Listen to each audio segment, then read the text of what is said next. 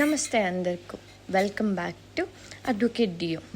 So ఈరోజు నేను మీకు హైకోర్టులో జడ్జ్మెంట్ ఎలా డౌన్లోడ్ చేయాలని చెప్పబోతున్నాను.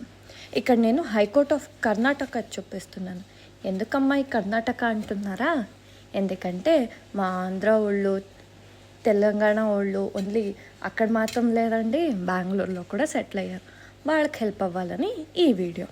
మీకు ఆంధ్రాలో కానీ తెలంగాణలో కానీ ఎలా డౌన్లోడ్ చేయాలని కావాలంటే నా కమెంట్ సెక్షన్లో కమెంట్ పెట్టండి, వెంటనే వీడియో చేస్తాను.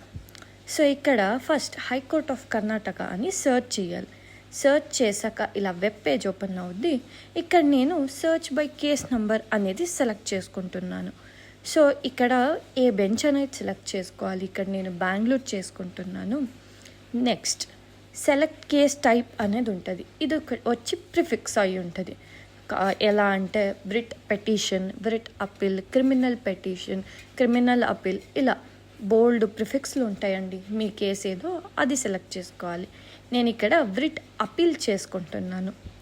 సో ఒకసారి మీరు రిట్ అప్పీల్ సెలెక్ట్ చేసుకున్నాక ఎంటర్ యువర్ కేస్ నంబర్ అని వస్తుంది. సో ఇక్కడ నేను 1214 అనే ఒక ర్యాండమ్ కేస్ నంబర్ వేస్తున్నాను. అండ్ ఆ కేస్ ఇయర్ వచ్చి 2025. నెక్స్ట్ వచ్చి క్యాప్చర్ మెన్షన్ చేయాలి 612065. సో దీన్ని మళ్ళీ రీచెక్ చేసుకుని సబ్మిట్ ఇవ్వండి.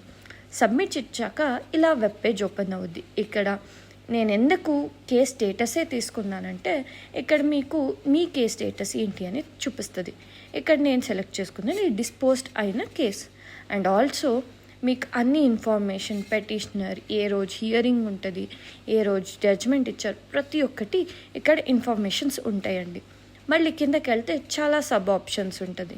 Prayer information, party information, daily order information, అలా చాలా ఉంటుంది. ప్రస్తుతానికి సర్టిఫైడ్ కాపీ ఎప్పుడు చేశారు, ఎవరు చేశారు అనేది కూడా ఇన్ఫర్మేషన్స్ ఇస్తున్నారు. సో సర్టిఫైడ్ కాపీ ఎలా ఉంటుంది అని చూపిస్తాను. అండ్ ఇంకోటి, సర్టిఫైడ్ కాపీకు అండ్ జడ్జ్మెంట్ డౌన్లోడ్ చేసినందుకు తేడా ఏంటి అనేది నేను నెక్స్ట్ వీడియోలో మీకు ఎక్స్ప్లెయిన్ చేస్తాను. సో ఈ వెబ్సైట్లో ఇలా సర్టిఫైడ్ కాపీ ఇలా ఉంటుందండి. అండ్ దీంట్లో ఎవరు అప్లై చేశారు, ఎంత పే చేశారు, ఎన్ని పేజెస్ ఉన్నాయి, అండ్ ఏ రోజు అప్లై చేశారు, అండ్ ఏ రోజు ప్రింట్అవుట్ తీసుకున్నారు, లేదా మీరు ఎవరైనా సర్టిఫైడ్ కాపీకి అప్లై చేసుంటే రెడీ అయ్యిందా లేదా అని కూడా ఇక్కడ చూపిస్తుందండి. సో ఇలా ఇది చాలా హెల్ప్ఫుల్గా ఉంటుంది. So year, date of delivery కూడా, డేట్ ఆఫ్ ప్రింటెడ్, స్కాన్డ్ ప్రతి ఒక్కటి రాసుంటారు.